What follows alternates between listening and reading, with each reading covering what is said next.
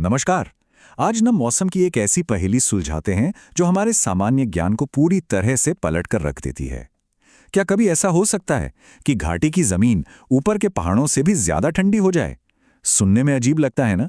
चलिए valley inversion की इसी अनोखी घटना को समझते हैं। तो शुरुआत इसी सवाल से करते हैं। हम सब ने स्कूल में पढ़ा है कि जैसे जैसे हम ऊंचाई पर जाते हैं तापमान गिरता है, ठंड बढ़ती है। तो फिर ये कैसे मुमकिन है कि घाटी का निचला हिस्सा ऊपर की पहाड़ियों से भी ज्यादा ठंडा हो जाए? यही वो पहेली है जो हमें वैली इन्वर्जन की असली कहानी तक ले जाएगी। इस घटना को समझने के लिए बस इतना सोचिए कि हमारा वायुमंडल, हमारा एटमॉस्फेयर एक तरह से उल्टा हो गया है। जी हाँ, एक ऐसी सिचुएशन जहां हवा का जो नॉर्मल बर्ताव होता है वो पूरी तरह से पलट जाता है। लेकिन इस उल्टी पुल्टी कहानी को समझने से पहले ये जानना बहुत जरूरी है कि सीधी कहानी क्या है, मतलब नॉर्मल कंडीशंस में क्या होता है। तो चलिए पहले देखते हैं कि आमतौर पर हमारा वायुमंडल काम कैसे करता है। देखिए, ये एक सीधा सा नियम है। सूरज जमीन को गर्म करता है और जमीन के कांटेक्ट में जो हवा होती है वो भी गर्म हो जाती है। अब ये गर्म हवा हल्की होती है तो ये ऊपर उठती है, फैलती है और ठंडी हो जाती है। इसीलिए तो पहाड़ों की चोटियां हमेशा ठंडी रहती हैं। सिंपल।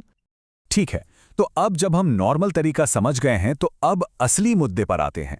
ये समझते हैं कि हवा की ये जो नॉर्मल व्यवस्था है ये आखिर पलट कैसे जाती है और ये इन्वर्जन बनता कैसे है। तो टेम्परेचर इन्वर्जन का सीधा सा मतलब है तापमान का उल्टा हो जाना। जहां आमतौर पर ठंडी हवा ऊपर और गर्म हवा नीचे होती है, यहां गेम पलट जाता है। गर्म हवा की एक परत बीच में सैंडविच की तरह आ जाती है और नीचे की ठंडी हवा को वहीं जमीन के पास ट्रैप कर लेती है। इस पूरी प्रक्रिया को जरा इमेजिन कीजिए। रात एकदम साफ है, आसमान में बादल नहीं है जो गर्मी को कंबल की तरह रोक सकें। तो जमीन अपनी सारी गर्मी अंतरिक्ष में खो देती है और तेजी से ठंडी हो जाती है। अब जमीन से सटी हुई हवा भी ठंडी और भारी हो जाती है। और ये भारी हवा क्या करती है? ये ढलानों से लुढ़ककर घाटी के सबसे निचले हिस्से में जमा हो जाती है, ठीक वैसे ही जैसे एक कटोरी में पानी भर जाता है। और इसके ठीक ऊपर गर्म हवा की एक परत आकर बैठ जाती है, जो एक ढक्कन, एक लिड की तरह काम करती है। अब यहां देखिए, दोनों सिचुएशंस में फर्क कितना साफ है। लेफ्ट साइड पर नॉर्मल प्रोफाइल है, जहां जमीन पर गर्मी है और ऊपर जाते जाते ठंडक बढ़ती है। और राइट साइड पर है इन्वर्जन प्रोफाइल, जमीन पर ठंडी हवा, बीच में वो गर्म हवा का ढक्कन और उसके ऊपर फिर से ठंडी हवा।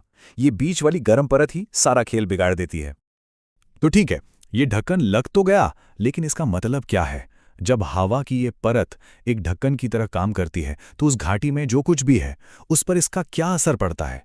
चलिए अब इसके असली दुनिया के नतीजों पर एक नजर डालते हैं। ये ढक्कन वाला उदाहरण इसे समझने का सबसे बेस्ट तरीका है। सोचिए कि एक बर्तन में कुछ जल रहा है और आपने उस पर कसकर ढक्कन लगा दिया है। अंदर का धुआं क्या बाहर निकल पाएगा? बिल्कुल नहीं। वैली इन्वर्जन में भी ठीक यही होता है। नीचे की हवा और उसमें जो कुछ भी है वो पूरी तरह से फंस जाता है। और जब हवा फंसती है ना, तो उसके साथ उसमें मौजूद हर चीज फंस जाती है।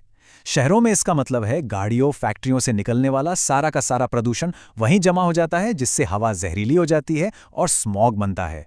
हवा में मौजूद नमी घने कोहरे में बदल जाती है, जो कई कई दिनों तक नहीं छटता। और किसानों के लिए तो ये और भी बुरा है। जमीन पर जमी ये ठंडी हवा पाला बना देती है, जो उनकी पूरी की पूरी फसल को बर्बाद कर सकती है। और ये चार्ट देखिए, ये दिखाता है कि इसका असर कितना जबरदस्त हो सकता है।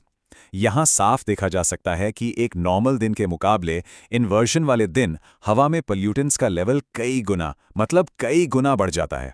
ये सिर्फ एक नंबर नहीं है, ये लोगों की सेहत के लिए एक बहुत बड़ा खतरा है। तो आइए, अब तक जो कुछ भी हमने समझा है उसकी खास बातों को एक बार फिर से दोहरा लेते हैं, ताकि पूरी पिक्चर एकदम क्लियर हो जाए। ये स्लाइड एक तरह से वैली इन्वर्जन की रेसिपी है। इसको बनने के लिए क्या क्या चाहिए?